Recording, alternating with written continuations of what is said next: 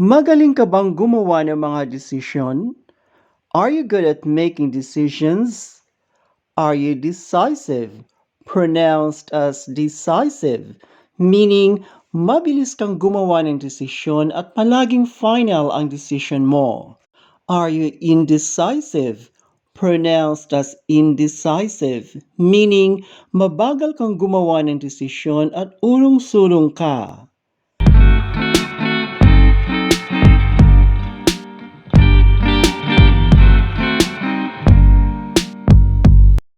Nakagawa ka na ba ng desisyon tapos biglang nagbago ang isip mo? Have you ever made a decision then you changed your mind? How do you make a decision in English? Let's learn how to do it, okay?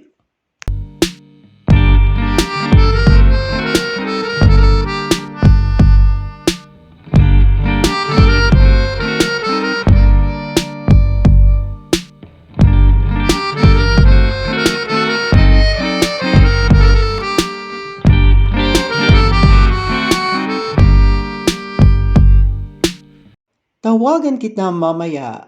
I will call you later. Hintayin ko ang tawag mo. I will wait for your call. Ang meaning ng sentences na ito ay gumawa ka ng desisyon ngayon lang habang nagsasalita at may kausap ka. You made a decision just now while speaking to somebody. Ang desisyon mo ay will call, tawagan, at will wait, hintayin. Your decision is to call later and to wait for the call. Ang verbs na ginamit mo sa desisyon ngayon lang ay will call at will wait. Ang verbs na will call at will wait ay simple future tense. Ang simple future tense ay tungkol sa action or story na mangyayari sa hinaharap o kinabukasan. Sa anong topic, context, o sitwasyon mo gagamitin ang simple future tense? Ang simple future tense ay ginagamit sa mga desisyon na ngayon lang ginawa, kaagad-agad, at madalian. Dahil ang desisyon mo ay ngayon lang ginawa, hindi 100% sure. Pwede pang magbago ang isip mo. Your mind may change, okay? Nagri-ring ang phone mo. Your phone is ringing. Sige, sasagutin ko. Okay, I will take it. Pwede ring, okay, I will answer it. Ang structure o pagkasunod-sunod ng mga salita or words sa sentence ay first, subject, I, ako, then will plus present form of a verb. For example, take, not took. Subject, we, kami, then will plus present form of a verb. For example, call, not called. Okay?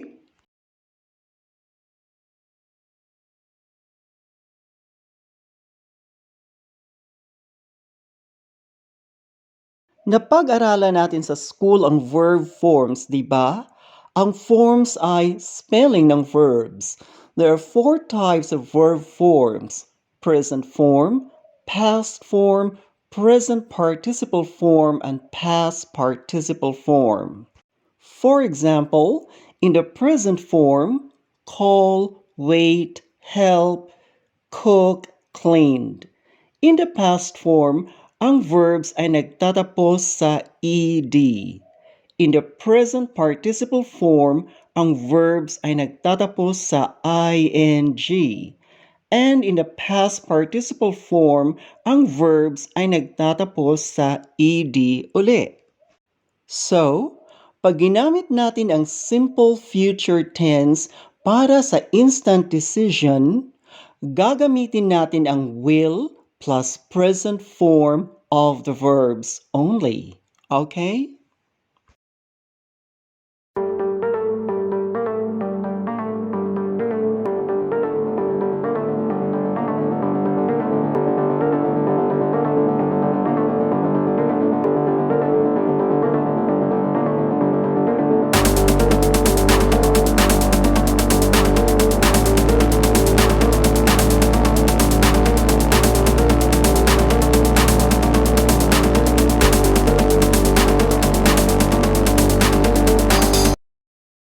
Babayaran ko ang kuryente bukas. I will pay the electricity bill tomorrow. Hindi ko babayaran ang kuryente bukas. I will not pay the electricity bill tomorrow. I won't pay the electricity bill tomorrow. Will is the positive form. Will not is the negative long form, which is good for writing. Won't is the negative short form, which is good for everyday speaking, okay?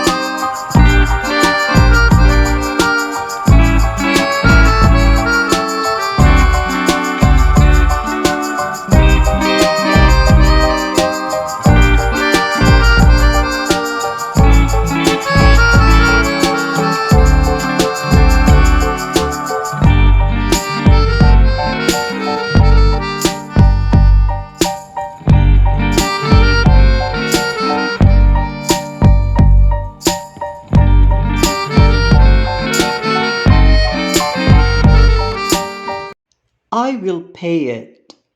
Question: will I pay it? Yes, I will. No, I will not. No, I won't. What will I pay? I will pay the electricity bill.